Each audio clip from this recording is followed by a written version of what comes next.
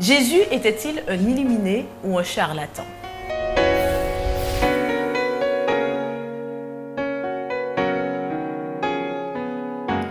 Bienvenue chers amis dans votre émission Autrement dit. C'est un plaisir pour moi en tout cas de vous retrouver en compagnie d'Eddie Michel et de Grégory. Bienvenue à vous deux.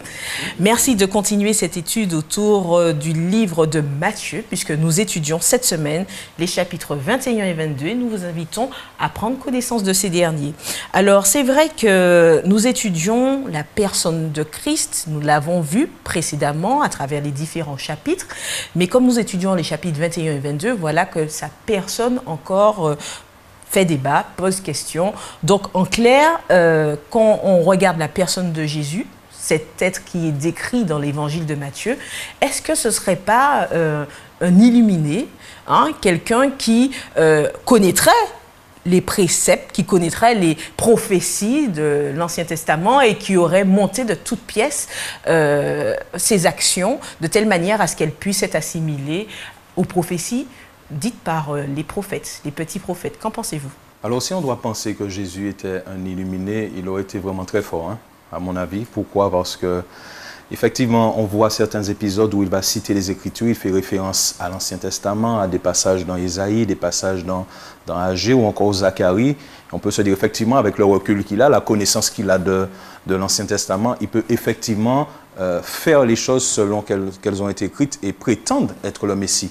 Mais pour beaucoup d'autres aspects, par exemple, lorsqu'il a été arrêté, la Bible nous dit que les soldats ont tiré au sort sa tunique, exactement comme ça avait été annoncé même dans le livre des psaumes, ou encore qu'il a été compté parmi le nombre des malfaiteurs. Jésus n'a pas été là pour vraiment préméditer ces choses-là, elles sont arrivées naturellement. Donc il faut, je pense, vraiment approcher la vie, le ministère de Jésus avec la foi. D'ailleurs, comme on devrait approcher la Bible avec la foi et croire que vraiment ces épisodes se sont produits exactement comme ça avait été prédit. Donc Jésus était vraiment le Messie, sa vie le révèle, même au moment de sa mort, ces choses-là ont été révélées et il faut vraiment le croire avec conviction. Il est question de l'entrée de Jésus à Jérusalem. Alors c'est vrai que tu nous dis qu'il est tant attendu, hein. Il a été cité par les prophéties, il y a des choses que bien sûr un illuminé aurait pu facilement imiter, mais il y a des choses qu'on ne peut imiter et qui se sont réalisées, où on voit qu'il y a une adéquation avec les prophéties. Mais quelle connotation, en dehors de ça, à l'entrée de Jésus à Jérusalem? Pourquoi mettre un focus là-dessus?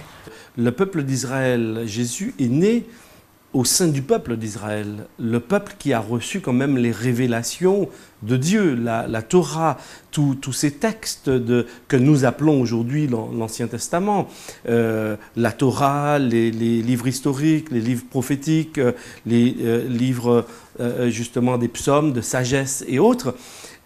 Et donc ce peuple était habitué à lire, à étudier les textes. Ce n'étaient pas forcément des gens comme nous à regarder la télévision. D'ailleurs, elle n'existait pas à l'époque. Voilà. Mais il faut savoir que les Juifs étudiaient la Bible. Ils l'apprenaient. Les jeunes enfants à la maison étaient enseignés par leurs parents, par leur mère, à justement connaître ces textes. Parce que c'est ce qui constituait l'identité même du peuple. Donc, bien évidemment, quand Jésus, et c'est vrai qu'on peut s'interroger sur la question que tu as posée au départ, mais quand Jésus, il naît, il grandit, il prend conscience véritablement de qui il est, de ce ministère qu'il doit accomplir, eh bien, justement, il va poser un certain nombre d'actes pour que ce peuple puisse avoir un déclic. L'objectif, lorsque Jésus vient, c'est que les siens puissent le reconnaître. Malheureusement, lorsque nous lisons dans l'Évangile selon Jean, qu'est-ce qu'on découvre au chapitre 1? Il dira « Je suis venu, la lumière est venue chez les siens, ils ne l'ont point reçue. » Donc c'est quand même choquant de voir que Jésus va accomplir, va réaliser un certain nombre de choses. Et comme le disait à juste titre Grégory, c'est qu'en principe, les yeux du peuple auraient dû s'ouvrir et voir. Par exemple, nous voyons au chapitre 21 que le peuple semble être réceptif. Ils accueillent Jésus à Jérusalem, il y a certains qui posent leurs vêtements et autres. Qu'est-ce que ça signifie alors? Alors bien évidemment, dans un langage courant, on dit que les Juifs ont rejeté le Messie. Alors d'une façon générale, ce ne sont pas tous les Juifs qui ont rejeté le Messie. Mais ici, effectivement, paradoxalement, le peuple accueille, il est joyeux, il est content et on a le sentiment qu'il reconnaît en Jésus celui qui doit venir. Et de l'autre côté, quand on poursuit un peu la lecture du chapitre 21-22, on voit au contraire que les principaux, ou certains principaux, certains chefs, veulent le mettre à mort. Donc c'est quand même paradoxal. On le reconnaît, mais en même temps, on ne veut pas de lui. Donc il y a quelque chose dans la vie de Jésus qui ne correspond pas apparemment à l'attente. Jésus se présente en quelque part pour un certain nombre de chefs, pour un certain nombre de souverains sacrificateurs, comme étant un empêcheur de tourner en rond, comme étant celui qui les empêche d'avancer, celui qui est, c'est un fauteur de troubles. On a le sentiment d'ailleurs, lorsque nous lisons certaines parties de l'Évangile, que Jésus est un fauteur de troubles. Donc on voit cette tension d'ailleurs dans le texte entre certains qui le reconnaissent, d'autres qui ne le reconnaissent pas, et on a le sentiment que certains veulent étouffer tout cela. Alors, est-ce qu'à ce moment-là, le peuple avait compris qu'il était le Messie au moment de l'entrée à Jérusalem? Puisque c'est vraiment par rapport à la prophétie qu'ils ont pu justement avoir les signes pour vraiment détecter et déterminer qu'effectivement, selon cette prophétie-là, c'est lui le Messie. Mais comme Eddie Michel l'a fait ressortir, les motivations et les attentes aussi étaient différentes. Oui, le Messie devait venir, il l'attendait, c'était vraiment le point culminant et la plus grande attente du peuple juif. Mais pour quel but? Donc Jésus est venu effectivement comme ça avait été annoncé, mais il était venu pour mourir. Eux, ils n'avaient pas cette ambition-là, ni cette vision des choses. Est-ce qu'il l'avait placé sur un certain trône, simplement ou... Oui, puisqu'il est venu en tant que... Il le recevait en tant que roi, puisque même son entrée, le fait d'être sur l'ânon, effectivement, c'était vraiment une entrée royale. Donc, on le reconnaissait comme étant le fils de David qui descend de cette lignée royale. Donc, il vient pour régner sur nous, mais surtout pour assujettir et chasser les Romains qui étaient présents. Donc il faut savoir que le peuple juif était là, il jouissait de certaines bénédictions, de certains privilèges, mais ils étaient quand même dépendants de la nation romaine. Donc et ils voulaient sortir de ça, et pour eux, Jésus était vraiment le sauveur, celui qui allait nous délivrer et permettre qu'on allait pouvoir retrouver cette indépendance, cette identité et redevenir cette nation par excellence. Donc par rapport à ça, ils étaient réceptifs à son enseignement, mais ils n'avaient pas vraiment compris la portée. Première approche, oui, il est là, il est présent, il va faire ce qu'il faut, mais il est venu, effectivement, il est rentré à Jérusalem, mais c'était pour la dernière fois. Il n'était pas venu pour nous délivrer, il était venu pour mourir. Et là, on voit la déception. Donc ces mêmes personnes qui ont accepté sont les mêmes personnes qui l'ont rejeté, puisque finalement, il vient, mais pas pour ce qu'on voulait, pas pour notre délivrance, en tous les cas sur cette terre-là. Alors, merci pour cet élément de réponse. Le chapitre 21 nous relate l'entrée de Jésus à Jérusalem, puis on voit à partir du verset 17 l'attitude de Jésus quand il chasse les vendeurs qui se trouvent dans les parvis du temple. Alors, c'est vrai que tu faisais référence aux dignitaires de l'Église, qui sera pharisiens, scribes, etc. Et l'Église est bien dirigée par ces personnes. Et s'il y a un commerce au sein de l'Église, c'est que ça a été voulu par la tête. Alors, eux, dans la Bible, bien sûr, ce sont des commerçants qui sont au sein de l'Église, mais élargissons un peu pour nous aujourd'hui. On n'a peut-être pas de marchands ambulants au niveau de l'Église, ou peut-être que oui, à voir. Mais est-ce que nous, de la même manière que Jésus a chassé les commerçants, puisqu'ils étaient en dehors du souhait de Dieu, des préceptes divins, est-ce que nous également, dans nos pratiques, dans les règles installées par les hauts dignitaires des églises, de l'Église, nous n'allons pas à l'encontre de la volonté divine et des préceptes divins? Alors, ne faisons pas la transition trop rapide, parce qu'en fait, ici, nous sommes dans un contexte bien donné qui n'a rien à voir avec les temples d'aujourd'hui, les églises d'aujourd'hui. Nous sommes là dans un cadre précis, avec le temple de Jérusalem, avec un certain nombre de cours extérieurs, avec un parvis également. Ces personnes sont là, pourquoi? Parce qu'il y a des sacrifices qui s'accomplissent, des sacrifices sanglants. Et donc, il y a des gens qui viennent de loin, et bien évidemment, à l'époque, c'était devenu une espèce de commerce. Et bien évidemment, là où Jésus, justement, à partir du verset 12, va attirer l'attention, c'est qu'on perd de vue l'essence même, le cœur même du sanctuaire, c'est-à-dire la raison d'être. Pourquoi est-ce qu'on y vient? Qu'est-ce qu'on vient y faire? Qu'est-ce qu'on vient y trouver? Qu'est-ce qu'on vient y apporter? Et je pense qu'effectivement, Jésus se rend compte que ce n'est qu'une simple forme. Les gens sont plus là pour, et peut-être les dignitaires aussi, ou un certain nombre d'entre eux, plus là pour leur argent, pour leur commerce, faire grandir les affaires du temple, qu'elles soient plus florissantes. Bien évidemment. Donc, si on reste dans ce cas... Est-ce qu'on peut pas transposer quand même, même si ce n'est pas un commerce actuellement, est-ce qu'on ne peut pas transposer ce marché, cette perte de valeur à l'Église actuelle? Ce marché, justement, ce qu'on peut transposer, de mon point de vue, c'est peut-être l'état d'esprit. Qu'est-ce qu'on va y trouver? Qu'est-ce qu'on va y apporter? Qu'est-ce qu'on vient échanger là? Est-ce qu'on vient, au contraire, rencontrer simplement des amis, prendre des rendez-vous? Est-ce que c'est purement intellectuel? Ou est-ce qu'au contraire, on vient partager quelque chose avec des frères, avec des sœurs, et rencontrer aussi et partager avec notre Dieu? Mais du coup, quel est le rôle de l'Église, en fait? Le rôle de l'Église n'a pas exactement le même rôle que le temple. Le temple avait un but premièrement pédagogique. C'était le lieu justement où s'exerçait un certain nombre de sacrifices qui préfiguraient aussi le ministère du Christ, donc la venue du Messie, avec tout ce qu'il devait apporter comme pardon, comme réconciliation. Donc, au niveau du temple, le temple est porteur d'un enseignement extrêmement fort sur la personne de Dieu, sur le Messie lui-même. Et d'ailleurs, justement, je vais un peu plus loin, les évangiles nous rapportent qu'à la crucifixion de Jésus, le voile du temple, c'est-à-dire qui sépare le lieu très saint du lieu saint, ce voile va se séparer. Et on a le sentiment, justement, en lisant le texte, que Matthieu veut nous faire comprendre que Jésus est venu réaliser justement tout cet enseignement, tout ce rituel qui était accompli au sein du temple. Maintenant, aujourd'hui, une église, un temple, comme on les appelle aujourd'hui... Pour toi, église et temple, donc c'est la même chose? Ou non, tu fais le distinguo quand même? Il y a une distinction, mais parfois, dans notre vocabulaire du 21e siècle, on appelle aussi le temple. Mais le temple, pour nous, c'est l'Église, c'est la communauté des croyants. Le temple aujourd'hui, même si on les réserve à l'adoration, n'a pas la même portée pédagogique que le temple à l'époque de Jésus et même à l'époque du tabernacle où il a été justement instauré avec Moïse. Il s'est ensuite institutionnalisé, si je puis m'exprimer ainsi, lorsque Salomon a construit physiquement un temple en pierre, etc. Mais une église aujourd'hui n'a pas la même portée pédagogique.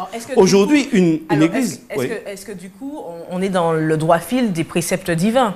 On est dans le droit fil du précepte divin, puisque Jésus, ensuite, et on l'a vu un petit peu précédemment au chapitre 16, « Je bâtirai mon église ». Donc, l'église, c'est d'abord une communauté de personnes, avant que ce soit une communauté de briques, de ciment, de toiture. Non, la communauté église, c'est premièrement un groupe de croyants qui va se réunir à un endroit que l'on va appeler église. Mais cette église, ce mur, n'a pas de valeur s'il n'y a pas d'individu, s'il n'y a pas de croyant à l'intérieur qui lui donne vie. Et justement, cette communauté, elle est là pour justement se donner la main, pour qu'ils prient ensemble, pour qu'ils s'encouragent, pour cheminer ensemble. Par rapport à ce que tu dis, comment cette communauté peut mettre en place les préceptes, observer vraiment les préceptes divins, faire en sorte de respecter la volonté de Dieu? En étant obéissant, j'ai envie de dire, hein, tout simplement. Non, il faut comprendre que, et il a bien précisé, il dit Michel, que quand on parle de communauté, et c'est vraiment l'essence même du bâtiment, on parle d'individus qui ont accepté Christ dans leur vie. Donc effectivement, on est de nature pécheresse, mais par rapport à la justice de Christ, Dieu fait de nous un peuple à part, un peuple saint, qui a des préceptes, des valeurs qui viennent directement de Dieu, et Dieu attend une certaine obéissance par rapport à ce peuple-là, simplement parce qu'il l'attend de nous, pour aussi être des porteurs de lumière, puisque le but ultime de Dieu n'était pas de sauver un peuple particulièrement, ou les Juifs particulièrement, mais le monde entier. D'accord? Donc Dieu a donné son Fils pour sauver tout un chacun. Mais que faire si la tête est corrompue? Eh c'est là que se pose le gros problème, et ça a été toujours un problème récurrent dans l'histoire d'Israël, et à chaque fois il a fallu que Dieu puisse sévir, et je pense que c'est une des attitudes qui s'est manifestée là, où Jésus montre que finalement, je vous ai donné ces responsabilités-là, donc je parle des sacrificateurs, des représentants, voilà, spirituels, et voici ce que vous faites. Donc vous ne respectez pas ce lieu-là, et justement le maître, le trésor de celui qui est Jésus-Christ va rétablir les choses. Je pense qu'au travers des années, des siècles, il y a toujours eu un petit groupement de personnes, grands ou pas, qui ont été rebelles à Dieu, mais ça n'a pas empêché que Dieu puisse continuer à diriger et à bénir son Église. Donc, on voit ce côté-là, mais il y a aussi ceux qui restent fidèles et qui permettent que que l'œuvre puisse avancer. Alors j'entends bien, mais si aujourd'hui, parmi ceux qui nous écoutent, il y a des personnes qui fréquentent une église quelconque et qui voient qu'il y a la corruption très avancée au niveau de la tête, où il y a des mensonges, il y a plein de choses et qui ont peut-être tendance à sortir, quelle attitude à avoir face à cela? Quel regard porter? De toutes les façons, on aura toujours un regard qui va nous interpeller, c'est-à-dire une tristesse par rapport justement à l'attente de Dieu. Maintenant, j'aimerais dire un certain nombre de choses. C'est concernant le temple. Le temple, et quand je lis le Nouveau Testament, je découvre que, en fait, nous devenons, en tant qu'individus, le lieu où va se réaliser la réconciliation entre Dieu et l'homme. C'est là où s'exerce le pardon, la vie avec Dieu, et premièrement dans l'être humain. Paul dira d'ailleurs, nous sommes le temple de Dieu. C'est son esprit qui habite en nous. Et c'est là où on voit la transposition avec le temple de l'Ancien Testament. On le voit maintenant pleinement vivre dans l'être humain. La communauté des croyants, elle reçoit justement une mission qui est de répandre cette bonne nouvelle du salut à tous. Donc oui, la communauté a sa raison d'être. Maintenant, ça ne veut pas dire, et on l'a bien dit, qu'il y a des problèmes. Nous demeurons des êtres humains dans ce cheminement, mais il y a d'autres aussi qui ont d'autres intérêts, d'autres objectifs. Il y a d'autres, et d'ailleurs dans la nouvelle communauté de croyants, on retrouve Ananias et Saphira dans une communauté naissante qui sont intéressés par autre chose. Et c'est là où le message, que de l'Ancien que du Nouveau Testament, nous interpelle justement sur ces attitudes qui peuvent être néfastes. Et Dieu interpelle en envoyant des prophètes, en nous permettant de lire un peu mieux et de mieux comprendre la Bible, justement, pour être éveillé à ce genre de choses et ne pas, même si ça peut exister, à ne pas soutenir non plus ce type d'action. Donc, nous sommes aussi des acteurs pour interpeller, comme Jésus l'a été à son époque, mais nous sommes appelés aussi à suivre, non pas des hommes, mais à suivre Jésus, à ne pas... Alors je sais, je le dis, c'est peut-être plus facile à dire qu'à réaliser. C'est plus facile à suivre des hommes, malheureusement, que de suivre Jésus. Est-ce que c'est en lien mais nous sommes avec censés suivre Jésus. Est-ce que c'est en lien avec la parabole des vignerons, dont Jésus parle d'ailleurs au chapitre 21, toujours de Matthieu, où là, c'est un propriétaire qui donc loue ses terres à des vignerons et qui souhaite par la suite récolter un peu sa part. Et voilà qu'il envoie ses serviteurs pour récolter, mais les vignerons n'accueillent pas cela bien, ils les tuent jusqu'à tuer le fils même du propriétaire. Est-ce que toute l'attitude que tu es en train de décrire ne se reflète pas un peu à travers cette histoire? Tout à fait. Jésus a utilisé cette parabole justement pour les interpeller, pour comprendre quel a été le rôle des divers prophètes qui sont venus, qui ont interpellé le peuple par rapport à la volonté de Dieu, au projet de Dieu. Et ils ont malheureusement pris les choses en main, mais ils n'ont pas réalisé ce projet que Dieu voulait. C'est pourquoi il envoyait à chaque fois des prophètes, donc des personnes pour interpeller, jusqu'à envoyer son fils. Et malheureusement, on va voir qu'ils vont le rejeter, le mettre à mort, parce qu'ils ont perdu de vue l'objectif. Donc de la même manière qu'on peut perdre de vue, et cet objectif a été perdu de vue justement avec le temple, Jésus a chassé les vendeurs du temple, de la même manière dans une communauté de croyants, dans une église au XXIe siècle, on peut aussi perdre de vue la raison d'être qui nous réunit. Et si cette raison d'être, eh bien, elle n'est plus là, en fait, la rencontre n'a plus de sens. C'est là où Jésus nous interpelle. Jésus ne dit pas qu'il ne faut pas avoir des lieux de rencontre, mais il dit que s'il y a des lieux, il faut qu'il y ait un sens, il faut qu'il y ait un but. Le but, effectivement, c'est qu'on se rencontre, c'est que nous ayons Jésus avec nous, en nous, et que nous nous encouragions les uns les autres, qu'on se donne la main pour avancer, mais aussi pour partager cette merveilleuse nouvelle, bonne nouvelle du salut en Jésus, parce que aujourd'hui... Mais est-ce qu'il y a quelque chose en jeu pour cela? Est-ce qu'il y a un jugement en jeu? Quelque chose, parce que d'ailleurs, on voit par la suite, au chapitre 22, que Jésus relate la parabole des noces, où là, il convie les bons et les mauvais, et j'élargis, qui n'appartiennent peut-être pas à aucune église, puisqu'il avait invité des personnes aux noces et personne n'est venu. Donc, il a demandé à des bons et à des mauvais de venir. Ils sont venus. Est-ce que ça signifie que, ma foi, quelle que soit ta situation, ton statut, on ira tous au paradis, même moi, qu'on soit béni, qu'on soit maudit, comme dirait cette chanson? Quel est l'enjeu de tout cela? Je pense qu'il y a vraiment, communautaire ou non? Il y a vraiment un appel d'urgence de la part de Jésus, parce que Pour revenir rapidement, hein, parce que tu as cité la parabole des vignerons, il y a celle du figuier maudit. Je pense que Jésus avait une cible particulière. Et comme tu l'as cité tout à l'heure, il parlait particulièrement de ceux qui étaient à la tête. Parce que finalement, quand le peuple de Dieu n'allait pas bien, bien souvent c'est parce qu'à la tête, il y avait beaucoup de soucis.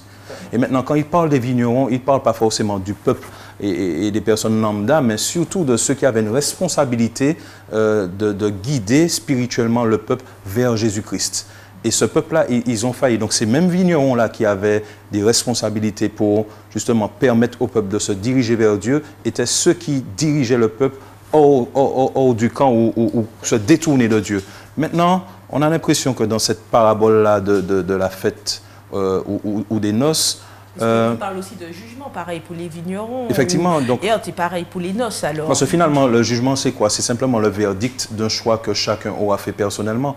Puisque comme je l'ai dit, le but premier de Dieu, c'est de sauver tout un chacun, mais il ne peut pas forcer quelqu'un à accepter ce salut-là. Donc finalement, le verdict qu'on aura à la fin, ce sera simplement la résultante d'un choix qu'on aura fait dans notre vie. Donc maintenant, le feu de la géhenne, ça existe vraiment alors? Eh bien, il y a vraiment une destination, on parle de vie et de mort éternelle, il y a vraiment une destination éternelle pour chaque individu. Mais comme je le dis, ce n'est pas quelque chose qui est prédestiné, ce n'est pas quelque chose que Dieu aura décidé, c'est simplement le choix qu'il nous aura donné. Déjà, au départ, on est tous destinés à la mort éternelle. Quand Dieu a créé ce monde, qu'il a placé les arbres, il a dit que le jour où tu en mangeras, tu mourras. Maintenant, ce que Dieu nous donne là, c'est une option pour s'en sortir. Il n'était pas obligé de le faire, mais il le fait quand même, et c'est pour ça qu'on parle de grâce, qu'on parle de salut. Maintenant, c'est à nous de décider si on continue dans cette lignée, si on continue à garder cet héritage d'Adam qui nous mène à la mort éternelle, ou si au contraire, on veut partager les félicités du ciel. Maintenant, pour revenir rapidement à cette notion de noces, la parabole des noces. La parabole des noces, le peuple juif avait une certaine, comment je pourrais dire ça? Une certaine fierté. Parce que beaucoup d'entre eux pensaient que le salut et le Messie, c'est pour nous, et les autres, ils sont rejetés. Maintenant, Jésus leur montre que vous dites que vous avez reçu une bénédiction spéciale, mais quand je vous la donne, finalement, vous crachez dessus. Donc cette bénédiction, elle ira pour ceux et celles qui l'acceptent réellement. Ceux que vous considérez comme étant méchants, les lépreux et ceux qui sont rejetés ou maudits de Dieu, si eux aussi ils acceptent cette réalité, ils seront sauvés, ils feront partie de comment dirais-je, de ce festin. Donc finalement, c'est un festin qui est ouvert à tous. Mais le choix est de décider si je veux y participer ou si au contraire je préfère rester dehors. Oh, mais malgré tout, on voit que pendant le festin, il y a un homme qui est repéré, qui ne porterait pas un certain habit et qui est tout de suite mis dehors, lié, pieds et mains. Alors comment comprendre ça? Alors qu'il n'y avait personne déjà à cette noce-là, à cette histoire de noces. Voici qu'on invite tout le monde, tout le monde vient et il y a un qui a bien voulu venir, on le met dehors. Tout ça pourquoi? Parce qu'il n'a pas l'habit. Alors comment on comprend? Ce qui est très intéressant aussi dans cette parabole, c'est qu'il y a une inspection. C'est-à-dire tout le monde est invité, mais il y a quand même une inspection. Mais c'est ça, mais... Tout à fait. Quel est le sens de cela? S'il y a inspection, ça veut dire que des informations, des enseignements ont été donnés, puisqu'apparemment dans la parabole, c'est une personne. Donc ça veut dire que les autres avaient ce qu'il fallait. Donc on comprend bien que dans l'enseignement de Jésus, les gens comprennent, et je pense que quand on le met en parallèle, en relation avec d'autres éléments dans le texte biblique, c'est véritablement accepter la grâce de Dieu. C'est la recevoir, accepter cette invitation gratuitement. Mais accepter gratuitement signifie aussi que... C'est quoi la grâce de Dieu quand tu dis accepter la grâce pour ceux qui nous suivent, pour bien saisir cette notion? C'est-à-dire que nous sommes des êtres pécheurs. Par nos propres moyens, nous ne pouvons pas nous en sortir. Jésus est venu justement sur cette terre pour que ce que nous méritions, nous ne puissions pas l'obtenir, mais qu'il puisse nous donner ce que lui, normalement, devait mériter, c'est-à-dire la vie. Jésus est venu, il n'a jamais péché. Il n'a jamais commis d'erreur. Jésus est le seul juste qui soit mort. Et justement, celui-là me fait cadeau de ce qu'il est. Moi qui suis un pécheur, il dit, mais moi je te fais un cadeau, je te fais un don. C'est gratuit. Ma vie, je te la donne, je te l'offre gratuitement. Accepte-le par la foi. Mais comme nous l'avons dit précédemment, accepter par la foi, c'est vivre dans cette dépendance. C'est vivre dans cette obéissance. Donc, bien évidemment, il y a un style de vie qui découle de cette relation avec Jésus. Et donc, bien évidemment, quand on entre dans la salle des fêtes, on a l'habit de fête. Si on ne l'a pas, ça veut dire que quelque part, on n'a pas eu la relation avec le maître qui nous a invités. On est peut-être venu avec ses propres moyens. Et donc, Jésus attire l'attention des scribes, des pharisiens et des autres. Si vous pensez y arriver par vos propres moyens, vous vous trompez. C'est une grâce, c'est un don. Et il faut dépendre, et donc ne pas rejeter le Messie. Ne pas rejeter le Messie. Il faut pouvoir... Et Jésus va se présenter dans le texte à plusieurs reprises comme étant la pierre, l'angle sur lequel on va construire. Donc, bien évidemment, on ne peut pas rejeter Jésus et espérer être dans le royaume. D'ailleurs, il dit vaut mieux tomber dessus qu'elle ne tombe... Je ne veux pas être redondant, mais c'est quand même pour moi important. Deux choses importantes, deux éléments qui ressortent de cette parabole. Premièrement, c'est un privilège. Pourquoi? Parce que ceux qui étaient conviés, que ce soit ceux qui ont refusé ou ceux qui ont accepté par la suite, c'est un privilège qu'ils ont reçu parce que c'est une invitation qui vient du roi. Maintenant, on reçoit, même sur cette terre, hein, si je recevais une invitation d'un prince ou de roi, je ne me serais pas permis de me présenter n'importe comment. Et c'est pour moi le deuxième élément. Le royaume des cieux est accessible, mais on n'y entre pas comme on veut.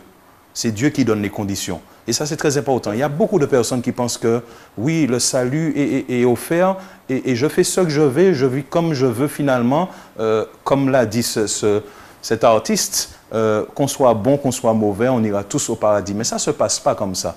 Je ne dis pas que c'est les justes qui iront. Oui, c'est les justes qui iront, mais pas de leur propre justice, mais ceux qui auront l'habit. Parce que l'habit, finalement, a un symbolisme.